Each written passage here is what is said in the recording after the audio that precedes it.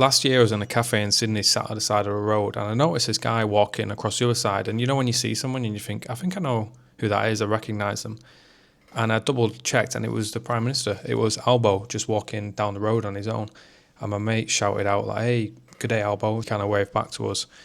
And then after that interaction, I just sat there thinking, that would never happen in the UK. And it just got me thinking about this video because there's certain things in Australia that just make sense and I think Australians do right.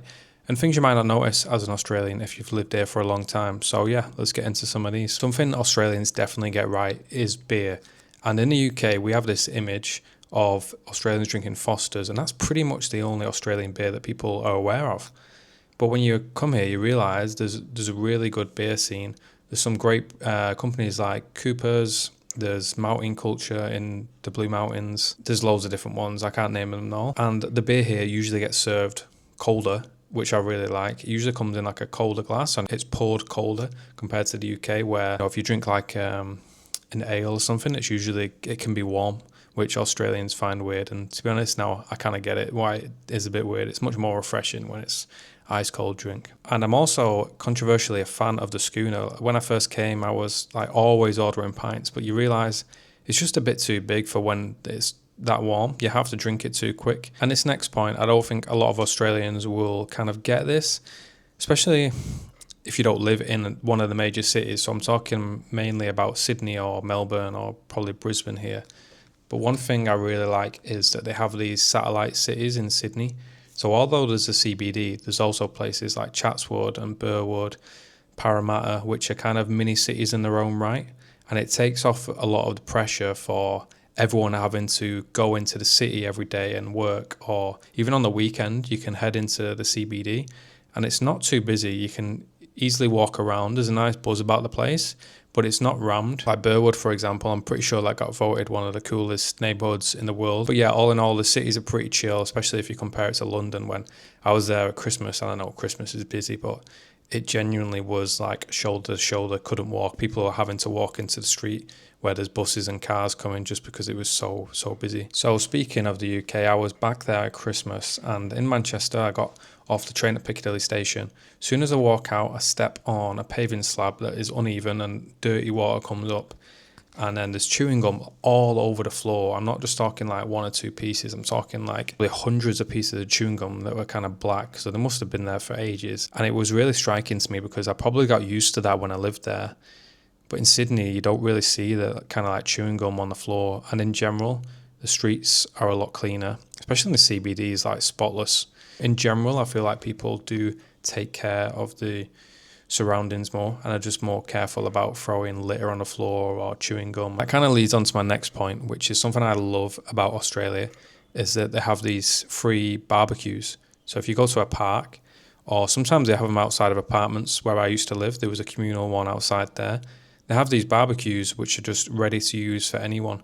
So you can bring your food, and as long as you clean up after it, it's free to use, and there's a lot of them. It's great. And again, not to bash the UK, but if this did exist in the UK, it would last about a week. I remember in Manchester when we had these mo-bikes, which is kind of like a Lime bike, and they were here for like 2 months, and they were all over thrown in the canal, just completely destroyed.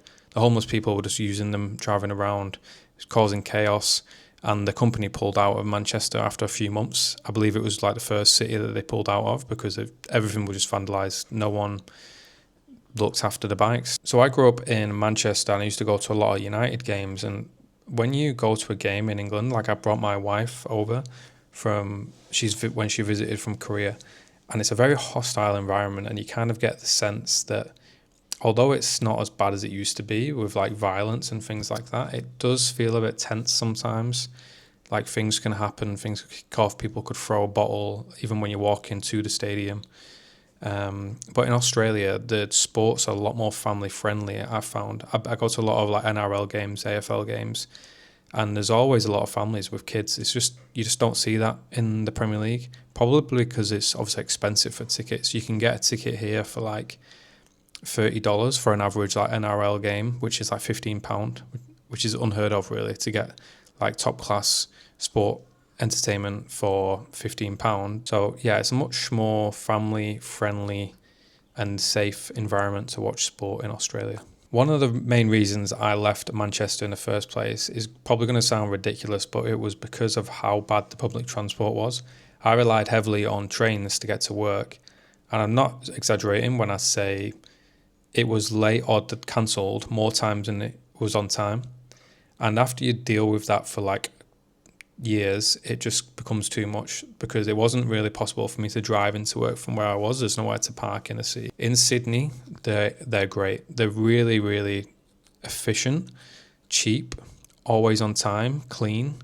They go to a lot of places. Like, you don't need a car in Sydney. I know in Melbourne they've just opened a metro. They had metro open in Sydney a couple of years ago, which is like a faster train basically that goes underground.